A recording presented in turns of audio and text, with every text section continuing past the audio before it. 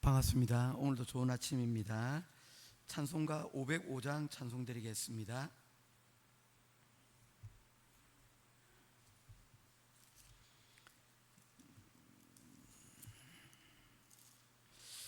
찬송가 505장 찬송입니다. 온 세상 위하여 나 복음 전하리, 만 백성 모두 나와서 주 말씀 들으라. 죄 중에 빠져서 헤매는 자들아, 주님의 음성 듣고서 너 구원받으라. 전하고 기도해 매일 증인 되리라. 세상 모든 사람 다 듣고 그 사랑 알도록 온 세상 위하여 이 복음 전하리. 저 죄인 회개하고서 주 예수 믿으라. 이 세상 구하려 주 돌아가신 것 나 증거하지 않으면 그 사랑 모르리. 전하고 기도해 매일 증인 되리라. 세상 모든 사람 다 듣고 그 사랑 알도록. 3절 온 세상 위하여 주 은혜 임하니, 주 예수 이름 힘입어 이 복음 전하자. 먼 곳에 나가서 전하지 못해도 나 어느 곳에 있든지 늘 기도 힘쓰리. 전하고 기도해 매일 증인 되리라. 세상 모든 사람 다 듣고 그 사랑 알도록. 아멘. 찾으실 하나님의 말씀은 고린도전서 제15장 말씀입니다.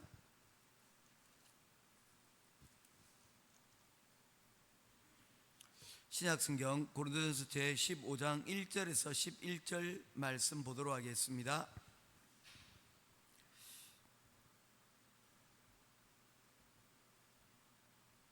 한 절씩 교독하며 보겠습니다. 형제들아, 내가 너희에게 전한 복음을 너희에게 알게 하노니 이는 너희가 받은 것이요 또 그 가운데 선 것이라. 너희가 만일 내가 전한 그 말을 굳게 지키고 헛되이 믿지 아니하였으면 그로 말미암아 구원을 받으리라.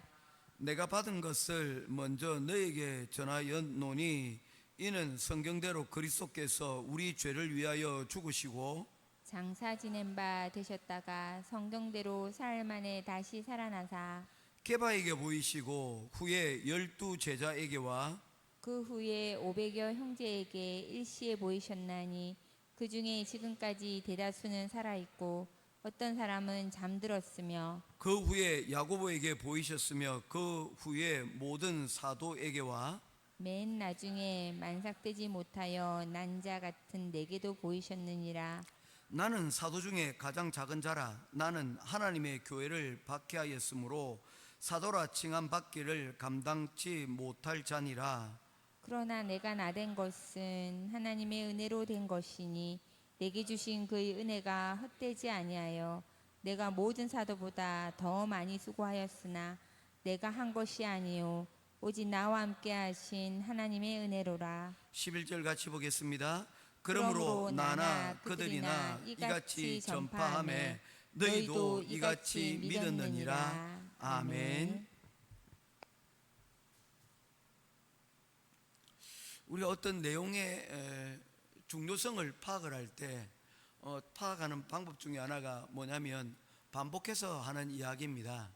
그래서 우리가 지금 수요일마다 성경을 공부를 하고 있지 않습니까? 특별히 균화법적 성경 연구 그냥 한번 이렇게 맛을 계속 보고 있는데 내러티브의 이야기가 등장을 하게 되어지면 육하원칙, 언제 어디서 누가 무엇을 어떻게 왜 하였는가의 내용들을 따라서 내용을 우리가 파악을 할 수가 있습니다. 그런데 서신서 같은 경우에 오늘 우리가 읽고 있는 이 고린도전서도 마찬가지입니다. 서신서 같은 경우에는 스토리로 구성이 되어 있지 않습니다. 그래서 언제 어디서 누가 무엇을 어떻게 왜 라는 이런 원칙을 따라서 내용을 파악하기가 쉽지가 않습니다. 그러면 어떻게 해야 되느냐 하면 그 중요성들을 찾아야 되는데 그 첫 번째 찾는 것이 반복되는 겁니다. 반복되는 어구가 있다면 그것이 중심 주제일 가능성이 많이 있습니다. 또 두 번째로 우리가 중요성을 파악할 수 있는 것은 뭐냐면요, 내용이 어떤 장들 중에서 길게 늘어져 있을 때 그것은 또 나름 중요한 것이다라고 말할 수가 있습니다. 우리가 보통 사람들이 말을 많이 한다라고 할 때 사실은 그 말 가운데는 영양가가 별로 많이 없습니다. 특별히 누군가의 질문을 하였을 때 그 질문에 대하여 답을 할 때는 어떻게 이야기하는 것이 좋은가 하면 결론부터 짧고 그리고 간단하게 알아들을 수 있도록 여러분 이야기를 하는 것입니다. 그게 훈련이 되어져야 됩니다.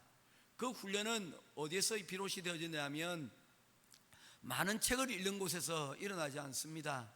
어디에서 비롯이 되어집니까? 생각하는 능력에서 비롯이 되어집니다. 그래서 짧은 것이지만 깊이 생각하면 할수록 그 내용의 핵심에 들어가게 되어지면 그 내용을 알게 되어지면 여러분 아르키메데스였던가요? 부력을 발견하고 난 다음에 그가 소리를 외쳤다고 얘기하지 않습니까? 장황하게 얘기하지 않습니다. 유레카 한 단어로 자신이 발견한 내용들을 한 단어로 요약해서 정리했다는 겁니다. 드디어 찾았다.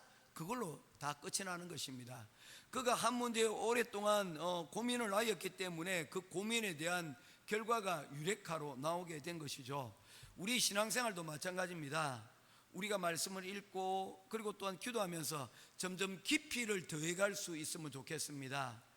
기독교에 있던 표면적인 것들을 우리가 많이 알고 교회 생활에 익숙해지고 또 성경에 대한 지식들이 쌓이는 것으로 끝나는 것이 아니라 표면적인 이런 넓이뿐만 아니라 그리고 깊이까지도 알 수 있는 우리들이 되기를 바란다는 것입니다. 그래서 우리가 말씀을 읽다가도 유레카 이렇게 한번 소리를 칠 수 있는 일들이 좀 많아졌으면 좋겠어요.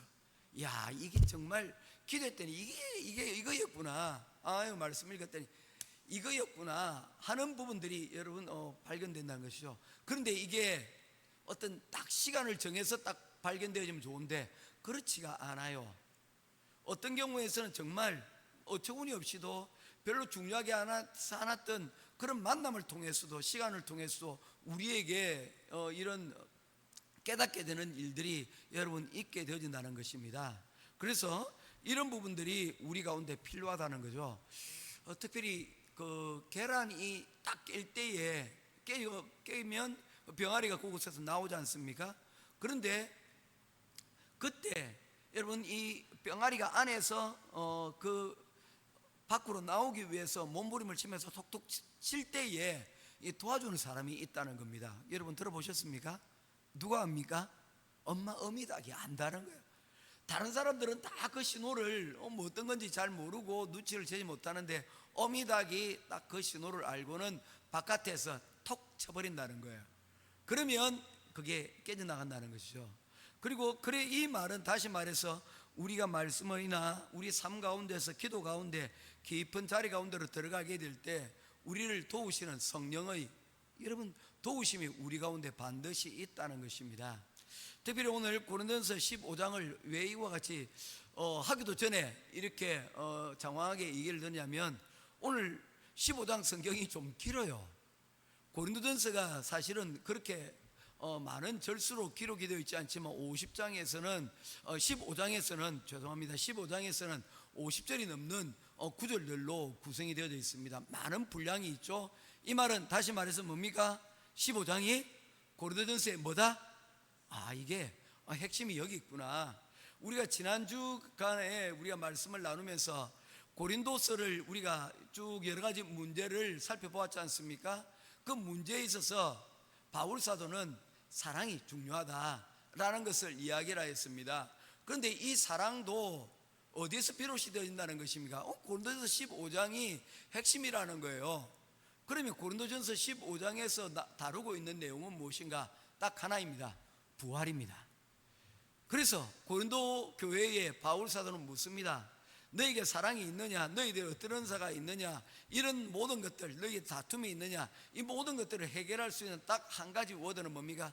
너희가 부활을 믿느냐? 너희의 부활 신앙이 있느냐라고 묻는 것입니다. 부활 신앙이 여러분 어떤 것입니까? 바울 사도는 여기에 대해서 자신이 부활 신앙을 알게 되었다고 했습니다. 그는 사실 예수님의 다른 사도들과 같이 예수님과 함께 생애를 보내지 못했습니다. 베드로는 예수님이 살아계실 때에, 12제자들은 예수님이 살아계실 때에 그들은 예수님의 제자가 되었지 않습니까? 그래서 예수님과 함께 동행하는 그런 시간들을, 공생애를 3년의 시간들을 보내었습니다. 그런데 사실 사도 바울 같은 경우에는 이 예수님을 알기는 알았을지 모르겠지만 그가 예수님과 직접 만남에 대하여 그는 아무 말도 하고 있지 않습니다. 사실상 없었다고 얘기할 수가 있습니다. 그런데 이 예수님을 그가 언제 만난 것입니까? 예수님이 십자가에 달려 죽으시고 부활하시고 난 다음에, 그리고 그가 이 예수 믿는 사람들을 핍박하고 교회를 핍박하기 위해서 다메섹에 올라갈 때에 그곳에서 그는 이 예수님의 존재를 만나게 된 것입니다. 그래서 바울이 만난 이 예수님은 어떤 예수님입니까? 부활하신 예수님입니다. 너무 충격을 받았습니다. 너무나도 놀라웠습니다. 사실 예수님이 부활하셨을 때 이 사도 바울만 놀란 것이 아니고요, 부활하셨을 때 예수님의 제자들 또한 이것에 대해서 전혀 생각을 하지 못했습니다. 어떤 아이디어도 없었습니다. 그랬기에 예수님이 부활했다는 이야기를 마리아로부터 들었을 때 그들은 그것을 부인하였습니다. 어떻게 죽은 사람이 다시 살아날 수 있는가? 심지어 도마와 같은 제자는 내가 직접 그 손에 손가락을 넣어보고 그 옆구리에 내가 확인을 해보지 않는 이상 내가 그 예수의 살아나심에 대하여 내가 믿지 못하겠노라 라고 이야기를 했던 것도 사실은 당연한 일입니다. 어떻게 죽은 사람이 다시 살아날 수 있겠습니까? 제자들 또한, 그리고 이 제자들이 예수님으로부터 인자가 고난을 받고 그리고 부활할 것이라는 이야기를 수차례 예수님으로부터 직접 들었음에도 불구하고 깨닫지 못하였는데, 믿지 못하였는데, 하물며 예수님을 박해하러 다녔던 이 사도 바울의 입장에서는 이것을 더욱더 믿기가 어려운 것이죠. 믿을 수가 없었던 것입니다. 그것이 어떻게 가능한 일인가라고 말할 수 있었던 것입니다. 그랬던 바울이 이야기합니다. 우리 10절 말씀 같이 읽겠습니다. 10절 시작. 그러나 내가 나 된 것은 하나님의 은혜로 된 것이니 내게 주신 그의 은혜가 헛되지 아니하여 내가 모든 사도보다 더 많이 수고하였으나 내가 한 것이 아니오 오직 나와 함께 하신 하나님의 은혜로다. 여기에서 바울 사도가의 이야기를 한마디로 딱 요약하면 뭡니까? 나의 나 된 것은 내가 사도 바울일 수 있는 것, 내가 지금 목사고 내가 선교사가 된 것, 바로 이것, 이 모든 것은 내가 스스로 자수성가해서 만들어낸, 내가 만들어낸 것이 아니요, 이 모든 것이 누구입니까? 그 영광을 돌리는 거예요. 이것은 부모님이 나를 돌봐주시는 은혜입니다. 인영이가 나중에 졸업식 때 졸업생을 대표해서 나중에 발표를 한다고 생각해 보세요. 하면서 이야기를 하는 거예요. 오늘 내가 이 자리에 설 수 있었던 것은 저희 어머니가, 저희 아버지가 나를 이렇게 할 수 있도록 해주셨습니다. 그리고 하나님께 영광을 돌립니다. 이런 말을 했다고 생각해 보세요. 여러분, 보이는 부모님, 그리고 보이지 않는 하나님을 기억하고 그것을 말할 수 있다는 것, 야, 이건 정말로 놀라운 것 아닙니까? 바울 사도가 지금 그 얘기를 하고 있는 거예요. 내가 나된 거, 너희들이 지금 나를 어떻게 생각할지 모르지만 내가 지금 이렇게 되어진 이 모든 것들이 다 누구 덕분이라는 것입니까? 하나님의 은혜 덕분이라고 얘기를 하는 것입니다. 그도 그럴 듯이 그는 9절 말씀에 보면 나도 사도 중에 가장 작은 자라 나는 하나님의 교회를 박해하였으므로 사도라 칭함을 받기에 감당하지 못할 자였다라고 그가 고백하고 있기 때문입니다. 사실 나는 이런 은혜를 받을 만한 자격이 없었는데 그런 나에게도 부활하신 예수님께서 찾아오셔서 그 부활신앙을 내게 믿게 하시고 난 다음부터 내 삶이 달라지고 변화되어졌다는 것입니다. 바울 사도가 여러분 마지막을 고린도전서를 마감하면서 마지막으로 이 이야기를 하고 있는 이유가 무엇이겠습니까? 이것이 핵심이라는 거예요. 그리고 너희들도 나처럼 뭐가 되기를 원한다는 것입니까? 이 부활신앙을 믿는 자들이 되기를 원한다라는 것을 여러분 강조를 하고 있는 것입니다. 바울 사도가 부활에 대하여 자세히 쓴 데에는 두 가지 이유가 있습니다. 오늘 우리가 계속해서 부활을 볼 거라서 오늘 앞부분만 우리가 살펴보기를 원합니다. 부활에 대해 자세히 쓴 거는 이유가 있습니다. 첫 번째는 그 당시 헬라 문화권에 속했던 고린도 교회는 실제로 교회는 다니지만 예수를 믿기는 하지만 부활을 믿지 않는 사람들이 있었다는 것입니다. 왜냐하면 그 당시 헬라 철학이 그런 거예요. 여러분, 제가 한 번씩 얘기하지 않습니까? 철학 이야기를 하지 않습니까? 철학이 복잡한 것 같은데 사실은 철학이 그렇게 복잡한 내용이 아닙니다. 두 사람만 알면 돼요. 누구를 알면 되냐면 플라톤과 아리스토텔레스만 알면 됩니다.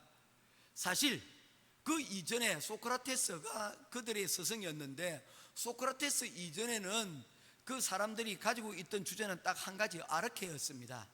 아르케가 뭐냐면 이 세상은 무엇으로 만들어졌을까? 그래서 여러분 몇 가지 원소들 얘기합니다. 어떤 사람은 물이다, 어떤 사람은 이 세상은 공기로 이루어졌다, 어떤 사람은 아톰으로 여러분 이루어졌다. 여러 가지 각자 이 세상이 만들어진 원리에 대해서 이야기를 합니다. 그런데 소크라테스는 우리가 그것을 증명해낼 수 있는 방법이 없지 않느냐. 그래서 그는 바로 사람에 대하여서 관심을 가집니다. 그리고 세상의 관심을, 철학의 관심을 어디로? 세상이 아닌 사람에게로 여러분 돌렸던 사람이 바로 이 소크라테스입니다. 이 소크라테스의 두 제자가 아리스토텔레스와 플라톤이었는데 이 플라톤이 사실은 핵심입니다. 그래서 모든 현대 철학을 비롯해서 모든 철학은 이 플라톤을 긍정적으로 혹은 부정적으로 비판하느냐 아니면 긍정적으로 이해하느냐에 따라서 철학은 나뉜다라고 해도 관이 아닐 정도로 중요하다는 거예요. 이 플라톤의 철학은 딱 이원론입니다. 두 가지로 나눕니다. 영적인 것과 또한 우리가 눈에 볼 수 있는 현상계의 것, 이 두 가지로 나뉩니다. 그래서 이 플라톤은 근본이 어디에 있느냐면 우리의 눈에 보이는 이 모든 것들의 근본은 바로 보이지 않는 이데아는 다른 것이 아니고 생각입니다. 아이디어입니다. 이데아를 영어로 표현하면 아이디어입니다. 그 이데아에 있다는 것, 그게 진짜고 우리 눈에 보이는 것, 이것은 그 모양을 따낸 것이라고 이야기를 했습니다. 그래서 사람도 마찬가지로 두 가지가 있는데 우리의 눈에 보이는 이 껍데기, 몸이 하나요. 또한 보이지 않지만 영혼이 우리 가운데 있다는 것입니다. 이 영혼이 있기에 우리는 영원한 것을 사모할 수 있는 그것이 우리 가운데 있는데 그것이 바로 사랑이라고 이야기를 하고 있는 것이죠.